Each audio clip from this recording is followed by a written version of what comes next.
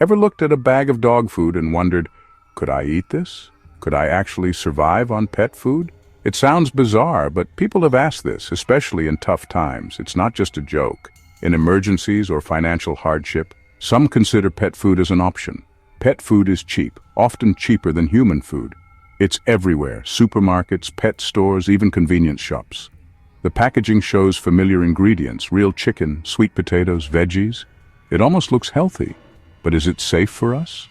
The real question: what happens if we eat it? What are the health risks? We'll break down the science, compare pet food to human food, and reveal the hidden dangers. Making pet food your diet has real risks. So can you survive on pet food? Let's find out. Time to dive into the science. We all want the best for our furry friends, and that starts with their diet. But have you ever stopped to really consider what's actually in that scoop of kibble? What are the ingredients that make up your pet's daily meals? Pet food is a carefully formulated mix of rendered meat meals, providing a concentrated source of protein. It also contains grains like corn and rice, which serve as a source of carbohydrates, fats, and a carefully balanced vitamin-mineral premix, ensuring your pet gets all the essential nutrients they need. The protein, a crucial building block for your pet's body, often comes from animal parts not typically used in human food. Things like bones, offal, and skin. These are all potential sources. These ingredients are then cooked down into a powder, creating a concentrated protein source. Carbs like corn or rice provide energy for active pets and also contribute to the kibble's structure, helping it hold its shape. Meanwhile, fats add essential calories, contributing to their overall energy levels, and also help keep their coats shiny and healthy. The vitamin mix included is specifically tailored for pets, not people. It's designed to meet their unique nutritional requirements. Consider taurine for cats, for example, which is an essential amino acid for feline health, but one that humans don't necessarily need in the same quantities. Despite the appetizing photos and carefully crafted marketing on the bag, the reality is that pet food is a highly processed, scientifically engineered product. It's designed primarily for optimal animal health, extended shelf life, and cost-effectiveness for manufacturers, not necessarily for human taste appeal or human-level nutrition. The ingredients are carefully chosen and balanced to suit the specific needs of pets' digestive systems, not ours. What's perfectly safe and nutritious for a dog or cat could potentially be indigestible or even harmful to us humans. In short, pet food is indeed food. But it's specifically formulated and intended as human food. Thinking of eating pet food? Stop. Pet and human diets are not the same. Pet food is loaded with vitamins and minerals for animals, too much for us, and missing essentials like vitamin C.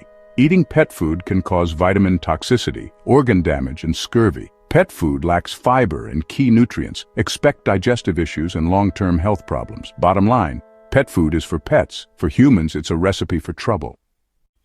Pet food safety standards aren't the same as for human food. Animals can handle more bacteria, humans can't. Pet food can be contaminated with salmonella or E. coli, especially in raw or undercooked products. Recalls for bacterial contamination happen regularly. For humans, eating contaminated pet food can mean severe food poisoning or worse. Mycotoxins from moldy grains are another risk, acceptable for pets but not for us. Meat byproducts can include animal parts unfit for human consumption. Sometimes even euthanasia drugs have been found in pet food. The supply chain isn't as tightly regulated as for human food. Bottom line, pet food can contain things you'd never want on your plate. The risk of contamination is real and immediate. Pet food is complete and balanced for pets, not people. The vitamin and mineral mix is a double-edged sword for humans. Too much vitamin A or D can be toxic, causing organ damage over time. Dogs need more vitamin D, so their food is heavily fortified, dangerous for us. Mineral ratios like calcium and phosphorus are set for animal needs, not ours. Overdosing on minerals can harm kidneys and bones. Even trace minerals like copper and zinc are dosed for pets, not people. What's a maintenance dose for a dog could be an overdose for you. The fortified label is a warning, not a reassurance for humans. Pet food's nutrition is a chemical formula for a different species. What if you ate only pet food for weeks or months? At first you get calories and protein, but soon problems would pile up. Digestive distress, constipation, bloating, and gut imbalance would hit fast. Without vitamin C, scurvy would set in, bleeding gums, bruises, fatigue, toxic levels of vitamins and minerals would damage your liver, kidneys, and bones. You'd lose muscle, feel weak, and your immune system would crash. Multiple deficiencies and toxicities would develop at once. The body would be under constant stress, unable to repair itself. Infections would become more likely, and cognitive function would decline. Survival isn't just about calories. It's about the right nutrients. Pet food fails to deliver what humans need. Long-term, it's a recipe for malnutrition and disease. The decline would be slow but inevitable. There are real stories of people eating pet food out of desperation. In the 1970s, some elderly Americans bought pet food because it was cheaper than human food. Experts warn, a single taste won't hurt, but a steady diet is disastrous. Journalists who've tried pet food for a few days report digestive upset and feeling unwell. The nutritional data is clear. Pet food overdoses some nutrients, omits others.